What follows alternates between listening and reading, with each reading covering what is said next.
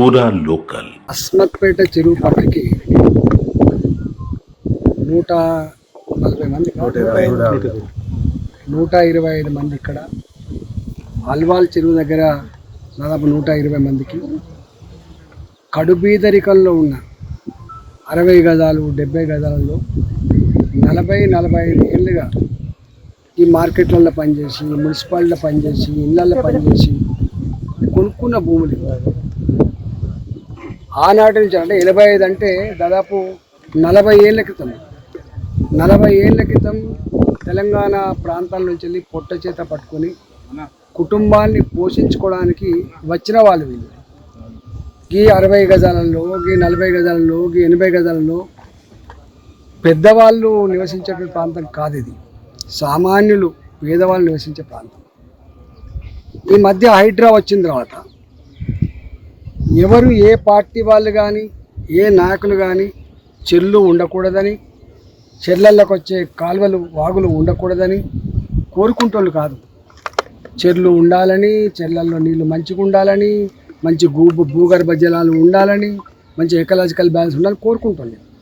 కానీ ఇక్కడ ఈ రేవంత్ రెడ్డి గారు ఇవాళే రాష్ట్రం ఏర్పడ్డట్టుగా, ఇవాళే వారే ముఖ్యమంత్రి మొట్టమొదటి అయినట్టుగా వారు చేస్తున్న ప్రకటన చూస్తూ ఉంటే ఇలా బాధ అనిపిస్తూ ఉంది. అంతకుముందు ఉన్న ముఖ్యమంత్రులు, అంతకుముందు ఉన్నటువంటి అధికారులు ఇవన్నిటి మీద రిపోర్ట్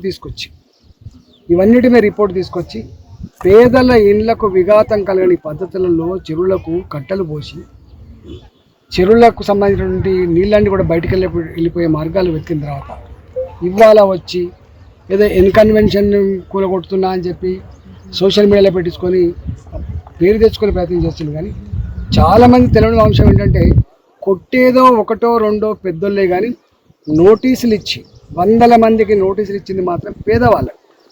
ఈ నోటీసులు వచ్చిన తర్వాత పేదవాళ్లకు కంటి మీద కునుకు లేదు. వాళ్ళు కార్పొరేటర్ దగ్గర పోతారు, వాళ్ళు ఎమ్మెల్యే గారి దగ్గర పోతారు, వాళ్ళు ఎంపీ గారి దగ్గర పోతారు. ఇక్కడ పంచాయతీ పార్టీల పంచాయతీ కాదు, ఇక్కడ పంచాయతీ పేదోళ్లకు సంబంధించిన ఇళ్ళ పంచాయతీ. ఇవాళ నేను మొన్ననే చెప్పిన ప్రెస్ మీట్ పెట్టి, సరే మీరు హైడ్రా పేరిట మీరు ఏం నడుపుతుందో నాకు తెలియదు, కానీ నేను డ్రామా అని అంటున్నారు. గతంలో కూడా వేరే ప్రభుత్వాలు వచ్చినప్పుడు కూడా గిట్నే డ్రామా చేసిండ్రు. మళ్ళీ వాళ్ళు దాని వెనుక ఏం జరిగిందో మాకు తెలుసు. కానీ ఇవాళ మీరు వచ్చి ఈ హైడ్రా పేరిట డ్రామాలు చేసి పేదల గుడిసెలను, పేదల ఇళ్లను కూల్చేసే ప్రయత్నం చేస్తే ఖబర్దార్ అని చెప్పి ఇప్పటికే హెచ్చరిక చేసినాం మేము. ఇవాళ ఇంత జరిగినప్పటికి కూడా స్వయంగా ముఖ్యమంత్రి గారు మాట్లాడతారు, స్వయంగా హైడ్రా చైర్మన్ గారు, ఒక ఎండి గారు మాట్లాడతారు, మేము పేదల ఇళ్లకు పోతలేము, పేదల జోలికి పోతలేము, పేదలకు సంబంధించిన ఒక గుడిసె కూడా పీకేస్తలేమని చెప్తారు. కానీ ఈ నోటీసులు ఎవరి కోసం ఇచ్చింది, ఎందుకోసం ఇచ్చింది, దీంట్లో ఉన్న ఆంతర్యం ఏందో చెప్పాలని చెప్పి మనం చేస్తాం. నీకు తెలిసింది ఒక ఇన్కన్వెన్షనే తప్ప నీకు తెలియంది అస్మత్పేట చెరువులో 125 మంది పేదల కన్నీళ్ళ గురించి నీకు తెలుసా నాగేశ్వరరావు గారు? అలవాల్ చెరువులో జీతాలు చేసి నౌకర్లు చేసి నెలకు 5,000 10,000 బ్యాంకులకు ఈఎంఐ కట్టుకున్నటువంటి ఇళ్లకు ఉన్న గోస గురించి నీకు తెలుసా నాగేశ్వరరావు గారు? ఇలా సరూర్ నగర్ చెరువు, షఫీల్గూడ చెరువు, ఇవాళ అస్మత్పేట చెరువు, అల్వాల్ చెరువు. ఒక్క మాటలో చెప్పాలంటే ఈ మల్కాజిగిరి పార్లమెంటు పరిధిలో 100 చెర్ల కింద ఉన్నటువంటి పేదల కన్నీళ్ళ బాధ గురించి ఇప్పటికే నేను ప్రస్తావించే ప్రయత్నం చేసిన. నేను ఈ ప్రభుత్వాన్ని హెచ్చరిస్తా ఉన్నా, ఇలా నువ్వేదో సూదపూసలాగా, నువ్వేదో వచ్చే ధర్మాన్ని ఇప్పుడే పునరుద్ధరిస్తున్నట్లాగా, నువ్వేదో ఛాంపియన్ లాగా పోజు పెట్టే ప్రయత్నం చేయకు.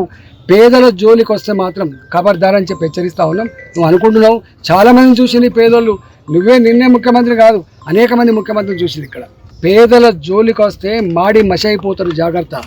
మీరు పేదలతో పెట్టుకునే ప్రయత్నం చేయొద్దని చెప్పి నేను హెచ్చరిస్తాను.